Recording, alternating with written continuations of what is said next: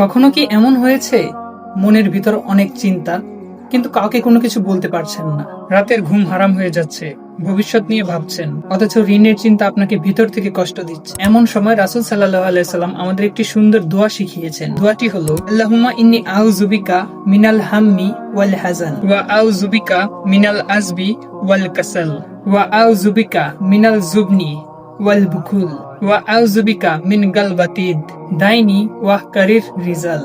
এর অর্থ হলো, হে আল্লাহ, আমি আপনার কাছে আশ্রয় চাই দুশ্চিন্তা থেকে, দুঃখ থেকে। আমি আপনার কাছে আশ্রয় চাই অক্ষমতা ও অলসতা থেকে। আমি আপনার কাছে আশ্রয় চাই ভীরতা এবং কৃপণতা থেকে। আর আমি আপনার কাছে আশ্রয় চাই ঋণের বোঝা এবং মানুষের পক্ষ থেকে নিপীড়না থেকে। তাই মনটা যখন আপনার ভারী হয়ে যাবে, যখন মনে হবে কিছুই আর সামলাতে পারছেন না, তখন মানুষের কাছে অভিযোগ করার আগে একবার আপনার রবের কাছে ফিরে যান। তাই মানুষ আপনার কষ্ট না বুঝলেও আল্লাহ আপনার মনের কথা জানেন। দোয়াটি মন থেকে পড়ুন আর আল্লাহর উপর ভরসা রাখুন। আল্লাহ আমাদের সব দুশ্চিন্তা দূর করুন, ঋণ থেকে মুক্তি দিন এবং আমাদের অন্তরকে শান্তি দান করুন। আমিন।